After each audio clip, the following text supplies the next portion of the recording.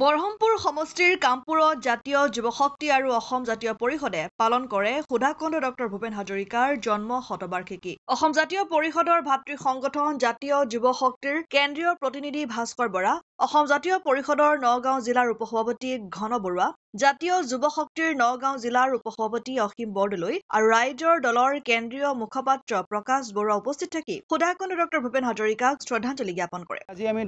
Sudhakantha doctor Bhupen Hazarika দেৱৰ যি জন্ম শতবাৰ্ষিকী উপলক্ষে অসম জাতীয় পৰিষদে অসমৰ সমগ্ৰ অসমতে বিভিন্ন স্তৰত তেখেতৰ প্ৰতি শ্ৰদ্ধাঞ্জলি জনাই অনুষ্ঠান ৰাখিছে। আমাৰ নগাঁও জিলাতো কাৰ্যসূচী লৈছে আৰু আমি বৰহমপুৰ সমষ্টিৰ অন্তৰ্গত কামপুৰত অসম জাতীয় পৰিষদৰ ভাতৃ সংগঠন যুৱ শক্তিৰ যোগেদি তেখেতলৈ শ্ৰদ্ধাঞ্জলি জনাইছোঁ। আৰু সুধাকণ্ঠই যি কালজয় গানসমূহৰ যোগেদি আমাক জাতীয়তাবাদৰ পথত আগবাঢ়ি যাবলৈ সাহস দি গৈছে, গতিকে তেখেতক আমি আজি স্মৰণ কৰিছোঁ আৰু তেখেতৰ সেই কালজয়ী গীতসমূহ তেখেতৰ বাটেৰে আমি আগবাঢ়ি অসম প্ৰথম সদায় চিৰদিন সেই বাক্য বুকুত অংকিত কৰি পেলাই অসমীয়া জাতিৰ হকে কাম কৰি যাবলৈ আগবাঢ়িছোঁ। আৰু আমি এই সুধাকণ্ঠৰ যি জন্ম শতবাৰ্ষিকী, সেই শতবাৰ্ষিকী আজি এই ক্ষণতে আমি ভগৱানৰ ওচৰত প্ৰাৰ্থনা জনাইছোঁ যে চিনাকি অচিনাকিৰ যি আমাৰ মুখ্যমন্ত্ৰী ডাঙৰীয়া কনফিউজ হৈছে, তেখেতে সুধাকণ্ঠক স্মৰণ কৰি পেলাই প্ৰকৃত কোনসকল চিনাকি কোনসকল অচিনাকি সেই কথা তেওঁ হৃদয়গম কৰিব লাগে আৰু অসমত চিনাকি অসমীয়া হৈ অচিনাকি বদনৰ যাতে তেওঁ ভাওবিলাক পৰিত্যাগ কৰিব লাগে, সেয়ে আমি আজিৰ তাৰিখত দাবী উত্থাপন কৰিছোঁ। আৰু সুধাকণ্ঠৰ এই জন্ম শতবাৰ্ষিকী উপলক্ষত আমি ৰাজ্য চৰকাৰৰ সেই মুখ্যমন্ত্ৰীজনলৈ সেই আহ্বান জনাইছোঁ আৰু সুধাকণ্ঠলৈ জাতীয় যুৱ শক্তিৰ তৰফৰ পৰা অলেখ অযুত শ্ৰদ্ধাঞ্জলি জ্ঞাপন কৰিছোঁ। আজি আমাৰ অনুষ্ঠানত আমাৰ লগত নগাঁও জিলা অসম জাতীয় পৰিষদ কমিটিৰ উপসভাপতি ডাঙৰীয়াও আছে, আমাৰ অসীম বৰদলৈ ডাঙৰীয়াও আছে আৰু আজি আমি ধন্যবাদ জনাইছোঁ যে ৰাইজৰ দলৰ কেন্দ্ৰীয় মুখপাত্ৰ প্ৰকাশ বৰুৱা ডাঙৰীয়া আহি আমাক আজি যি সহযোগ কৰিছে তেওঁকো ধন্যবাদ জনাইছোঁ। আৰু ইয়াৰ পৰা এটা বস্তু স্পষ্ট হৈ পৰিছে যে বৰহমপুৰ সমষ্টিত সুধাকণ্ঠই যি ঐক্যৰ কথা কৈছিলে অসমীয়া জাতিৰ, সেয়া আমি বিৰোধীসকল ঐক্য হৈ আছোঁ আৰু সেই ঐক্যৰ ঐক্যৰ যি বাৰ্তা দিবৰ বাবে আজি ৰাইজৰ দলৰ কেন্দ্ৰীয় মুখপাত্ৰ আহি আমাৰ কাৰ্যসূচীত অংশগ্ৰহণ কৰিছে। চাওক, আমাৰ শ্ৰদ্ধাৰ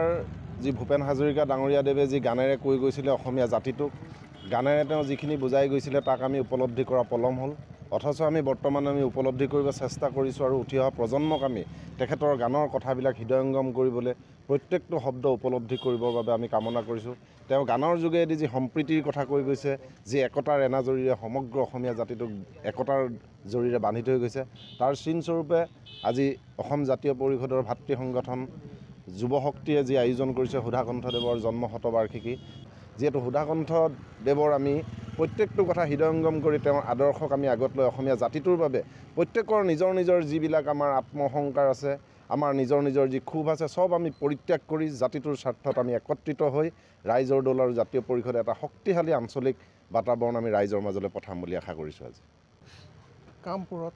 বৰহমপুৰ সমষ্টিৰ অন্তৰ্গত কামপুৰত আমি সুধাকণ্ঠ ভূপেন হাজৰিকাৰ স্মৃতি চাৰণ সভা অনুষ্ঠিত কৰিছোঁ শতবাৰ্ষিকী উপলক্ষে। এইটো আমাৰ গোটেই অসমৰ আমাৰ জাতীয় পৰিষদৰ প্ৰতিটো শাখাতেই উদযাপন কৰিছে। অকল জাতীয় পৰিষদেই নহয়, অসমৰ বিভিন্ন দল সংগঠন বা বিভিন্ন সাংস্কৃতিক অনুষ্ঠানেও, কাৰণ ভূপেন হাজৰিকা দেৱৰ এই জন্ম শতবাৰ্ষিকী উদযাপন কৰিছে, কাৰণ তেখেতৰ গীত মাতে, তেখেতৰ কৰ্মৰাজিয়ে অসমীয়া জাতিটোক একতাৰ দোলেৰে বান্ধি থৈ গৈছিলে, যি একতা আজিৰ তাৰিখত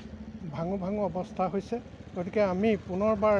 তেখেতক স্মৰণ কৰিব লগা হৈছে আৰু তেখেতৰ সেই কালজয়ী গীতবিলাকৰ মাজেৰেই আমি ঐক্য সংহতি অটুট ৰাখি পেলাই একতাৰ এনাজৰীৰে আমি এটা সবল শক্তিশালী অসমীয়া জাতি হিচাপে গঠন কৰিবৰ বাবে আমি অপ্ৰাণ চেষ্টা অব্যাহত ৰাখিছোঁ। কচুৱাৰ পৰা গুলজাৰ হুছেইনৰ ৰিপৰ্ট, অসম আদিত্য।